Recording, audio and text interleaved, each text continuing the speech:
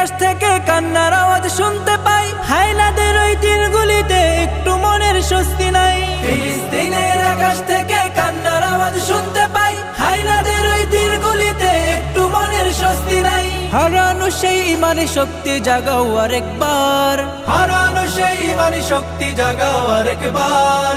উচ্চ স্বরে তাকবীর বলো আল্লাহু আকবার, আল্লাহু আকবার, আল্লাহু আকবার, আল্লাহু আকবার, আল্লাহু আকবার, আল্লাহু আকবার, আল্লাহু আকবার, আল্লাহু আকবার, আল্লাহু আকবার।